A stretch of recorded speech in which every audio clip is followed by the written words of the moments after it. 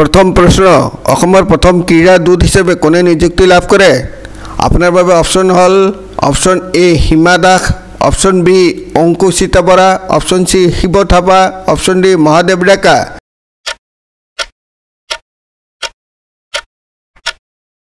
शुद्ध उत्तर हल ऑप्शन ए हिमा दास परवर्ती प्रश्न कोनजन অসমীয়া সাহিত্যিকক उपन्यास सम्राट বুলি জানা যায় আপনার বাবে অপশন হল option A Saratchandra Goswami B Lakshminath Bezbaroa C Rajanikanta Bordoloi D Krishnakanta Sandikoi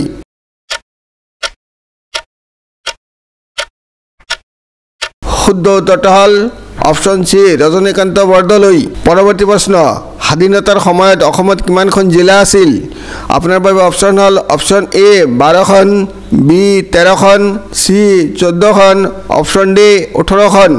বন্ধুসকল আজিৰ ভিডিঅ'টো 150টা কুইজ প্ৰশ্ন উত্তৰৰ সিৰিজৰ প্ৰথমটো ভিডিঅ' ইয়াত সকলো ধৰণৰ কম্পিটিটিভ এক্সামৰ বাবে বাৰে বাৰে সুধি থকা অতি গুৰুত্বপূৰ্ণ প্ৰশ্নবোৰ সন্নিৱিষ্ট কৰি যুগুত কৰা হৈছে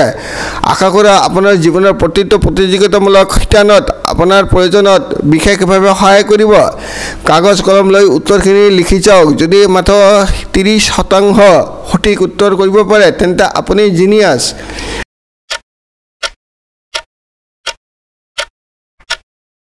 শুদ্ধ উত্তৰ হল অপশন বি 13খন জিলা পৰৱৰ্তী প্ৰশ্ন ডিব্ৰুগড় জিলা কোনখন জিলাৰ পৰা বিভক্ত কৰি গঠন কৰা হৈছে আপোনাৰ বাবে অপশন হল অপশন এ লখিমপুৰ জিলা বি শিৱসাগৰ জিলা সি শোণিতপুৰ জিলা ডি ধেমাজি জিলা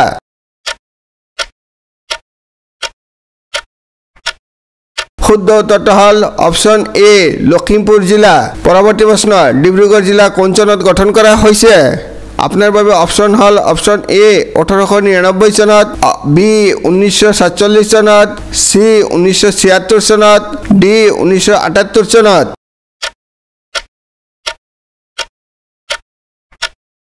শুদ্ধ উত্তৰ হল অপশন সি 1976 সনত পৰৱৰ্তী প্ৰশ্ন ইয়াণ্ডাবু সন্ধি কেতিয়া স্বাক্ষৰিত হৈছিল আপোনাৰ বাবে অপশন হল অপশন এ 1823 সনত বি 1856 সনত সি 1826 সনত ডি 1906 সনত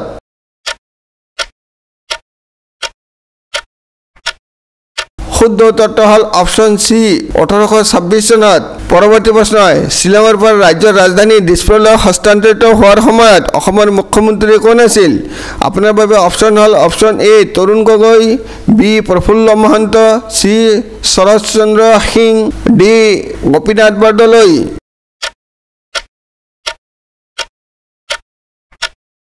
শুদ্ধ উত্তৰ হল অপশন সি শৰৎচন্দ্ৰ সিং পৰৱৰ্তী প্ৰশ্ন অসমৰ কোনখন চহৰক উত্তৰ পূব ভাৰতৰ প্ৰৱেশ দ্বাৰ বুলি কোৱা হয় আপোনাৰ বাবে অপশন হল option A Dhubri option B Guwahati option C Tinsukia option D Lakhimpur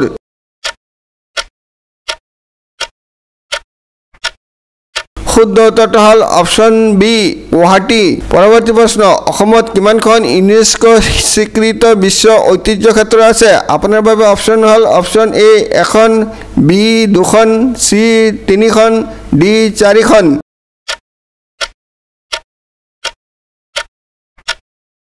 শুদ্ধ উত্তৰ হল অপশন বি 2খন পৰৱৰ্তী প্ৰশ্ন অসমত ৰবাৰ্ট ব্ৰুছে কোন চনত চাহ আৱিষ্কাৰ কৰিছিল আপোনাৰ বাবে অপশন হল অপশন এ 1876 চনত বি 1823 চনত সি 1832 চনত ডি 1860 চনত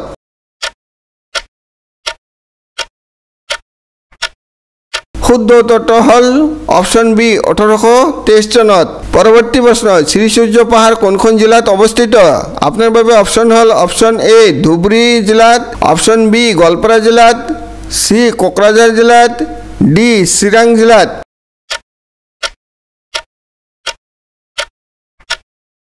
শুদ্ধ উত্তৰ হল অপশন বি গোৱালপাৰা জিলাত পৰৱৰ্তী প্ৰশ্ন অসমৰ সৰ্বোচ্চ পৰ্বতমালা কোনটো আপনার বাবে অপশন হল অপশন এ পাটকাই রেঞ্জ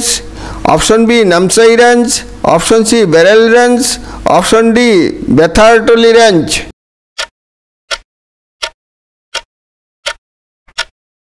শুদ্ধ উত্তৰটো হ'ল অপশ্যন সি বেৰেল ৰেঞ্জ। পৰৱৰ্তী প্ৰশ্ন এলেকা ভিত্তিক অসম ভাৰতৰ কিমান স্থানত থকা ৰাজ্য আপোনাৰ বাবে অপশ্যন হ'ল অপশ্যন এ 11 নং অপশ্যন বি 14 নং সি 15 নং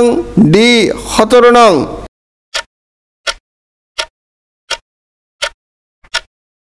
শুদ্ধ উত্তৰটো হ'ল অপশ্যন ডি 17 নং পৰৱৰ্তী প্ৰশ্ন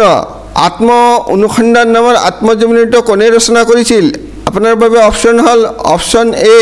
Hemen Borgohain B Kanaksen Deka C Nagen Saikia D Mahim Bora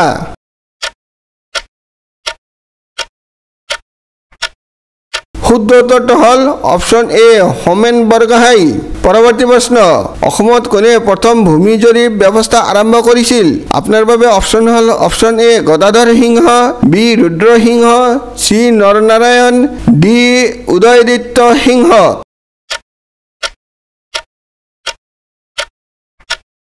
শুদ্ধ উত্তৰটো হ'ল অপশ্যন এ গদাধৰ সিংহ পৰৱৰ্তী প্ৰশ্ন 1983 চনত যোৰহাট জিলা কোন জিলাৰ পৰা বিভক্ত হৈ গঠন হৈছিল আপোনাৰ বাবে অপশ্যন হ'ল অপশ্যন এ লখিমপুৰ জিলা অপশ্যন বি ডিব্ৰুগড় জিলা অপশ্যন চি শিৱসাগৰ জিলা অপশ্যন ডি ধেমাজি জিলা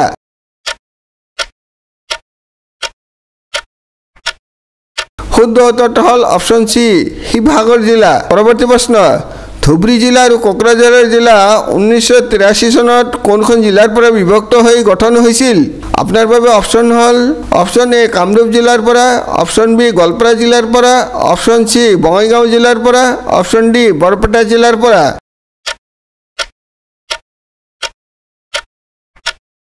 শুদ্ধ উত্তৰটো হ'ল অপশ্যন বি গোৱালপাৰা জিলাৰ পৰা পৰৱৰ্তী প্ৰশ্ন অসমৰ বৰ্ষা অৰণ্য গৱেষণা প্ৰতিষ্ঠানটো ক'ত অৱস্থিত আপোনাৰ বাবে অপশ্যন হ'ল option A Diphu B Dhubri C Dibrugarh D Jorhat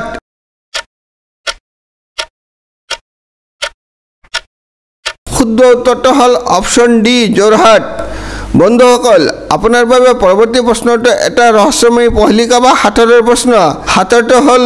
যৌৱনকালত লৰাই নতুনকৈ কি বস্তু পালে সদায় টিপি থাকিব বিচাৰে বন্ধুসকল হাতৰটোৰ উত্তৰ জনা থাকিলে অনুগ্ৰহ কৰি ভিডিঅ'টোৰ শেষত কমেণ্ট কৰি জনাব যদি আপুনি উত্তৰটো নাজানে তেন্তে ভিডিঅ'টোৰ মাজত ইয়াৰ সমাধান পাই যাব পৰৱৰ্তী প্ৰশ্ন হামৰেন কোনখন জিলাৰ মুখ্য কাৰ্যালয় আপোনাৰ বাবে অপশ্যন হ'ল option A Cachar option B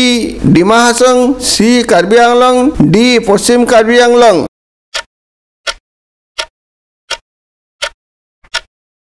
শুদ্ধ উত্তৰটো হ'ল অপশ্যন ডি পশ্চিম কাৰ্বি আংলং পৰৱৰ্তী প্ৰশ্ন কোন বছৰত শ্বিলং বিচাৰপীঠ যাক 1974 চনৰ 4 ছেপ্টেম্বৰত স্থাপিত হৈছিল সেয়া উচ্চ ন্যায়ালয়লৈ ৰূপান্তৰিত কৰা হয় আপোনাৰ বাবে অপশ্যন হ'ল অপশ্যন এ মাৰ্চ 1913 চনত অপশ্যন বি ফেব্ৰুৱাৰী 1990 চনত অপশ্যন চি জুলাই 1990 চনত ডি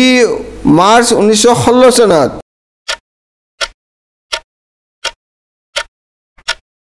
শুদ্ধ উত্তৰটো হ'ল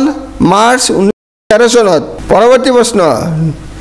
নাগা পাহাৰ জিলা আৰু উত্তৰ পূব সীমান্ত সন্থাৰ পূৰ্ব টুৱেংচাং বিভাগটো 1960 চনত এখন পৃথক ৰাজ্য হিচাপে গঠন কৰা হৈছিল সেইখন কি নামেৰে জনা যায় আপোনাৰ বাবে অপশ্যন হ'ল option A Meghalaya option B Nagaland option C Mizoram option D Manipur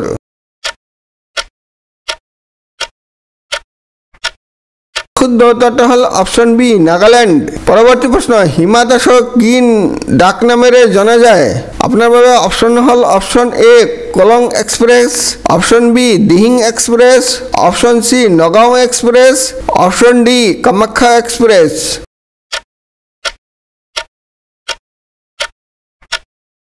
শুদ্ধ উত্তৰটো হ'ল অপশ্যন বি দিহিং এক্সপ্ৰেছ পৰৱৰ্তী প্ৰশ্ন অসমীয়া পঞ্জিকাত কোন মাহত 32 দিন থাকে আপোনাৰ বাবে অপশ্যন হ'ল অপশ্যন এ বহাগ মাহত অপশ্যন বি জেঠ মাহত অপশ্যন চি আহাৰ মাহত অপশ্যন ডি কাতি মাহত বন্ধুসকল সকলো প্ৰকাৰ সাধাৰণ জ্ঞানৰ প্ৰশ্ন উত্তৰ চাবলৈ আৰু ৰহস্যময় পহলিকা বা হাতৰ চাবলৈ চেনেলটো প্লিজ ছাবস্ক্ৰাইব কৰি বেল আইকনটো অন কৰি ৰাখিব চেনেলটো অনুগ্ৰহ কৰি লাইক আৰু শ্বেয়াৰ কৰিব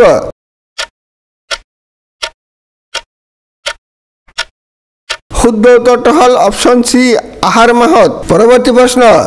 প্ৰাচীন মহাভৈৰৱ মন্দিৰ কোনখন চহৰত অৱস্থিত আপোনাৰ বাবে অপশ্যন হ'ল option A Jorhat option B Tezpur option C Mangaldoi, option D Hajo.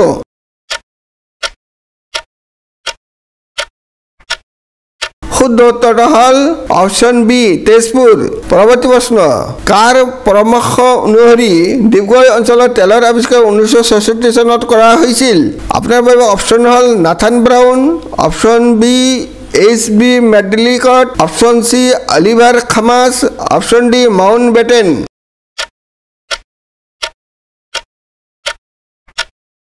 শুদ্ধ উত্তৰটো হ'ল অপশ্যন বি HB মেডলিকট। পৰৱৰ্তী প্ৰশ্ন, ডিগবৈত তেলৰ প্ৰথম কুৱাৰ ড্ৰিলিং কোন বছৰত সম্পূৰ্ণ হৈছিল? আপোনাৰ বাবে অপশ্যন হ'ল অপশ্যন এ 1826 চনত, অপশ্যন বি 1890 চনত, অপশ্যন চি 1963 চনত, অপশ্যন ডি 1970 চনত।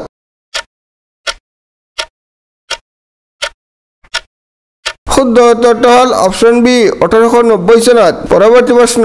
স্মৃতি তীৰ্থ জীৱনী কাৰ জীৱনৰ ওপৰত লিখা হৈছে? আপোনাৰ বাবে অপশ্যন হ'ল option A Amulya Barua, option B Chandradhar Barua, C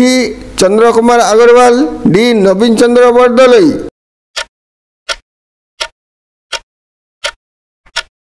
শুদ্ধ উত্তৰটো হ'ল অপশ্যন ডি নবীন চন্দ্ৰ বৰদলৈ। পৰৱৰ্তী প্ৰশ্ন, 1963 চনত কোনখন ৰাজ্য অসমৰ পৰা পৃথক হৈছিল? আপোনাৰ বাবে অপশ্যন হ'ল অপশ্যন এ ছিকিম ৰাজ্য, বি নাগালেণ্ড ৰাজ্য, চি পশ্চিমবংগ ৰাজ্য, ডি মণিপুৰ ৰাজ্য।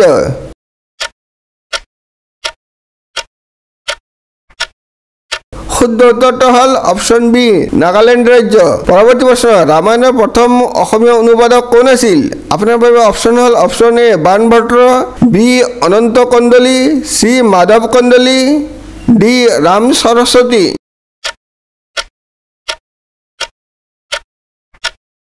বন্ধুসকল, ভিডিঅ'টোৰ মাজত সোধা ৭টোৰ উত্তৰ জানিবলৈ মোৰ চেনেলৰ প্লেলিষ্টত গৈ পহেলিকা প্ৰশ্ন উত্তৰ নামৰ প্লেলিষ্টত ক্লিক কৰিলেই আপুনি ইয়াৰ উত্তৰ পাই যাব। শুদ্ধ উত্তৰটো হ'ল চি মাধৱ কন্দলি। শেষ প্ৰশ্ন, ভাৰতৰ আটাইতকৈ দীৰ্ঘদিনীয়া মুখ্যমন্ত্ৰী কোন? আপোনাৰ বাবে অপশ্যন হ'ল option A M Karunanidhi, option B Jyoti Basu, option C Pawan Kumar Chamling, option D Manik চৰকাৰ।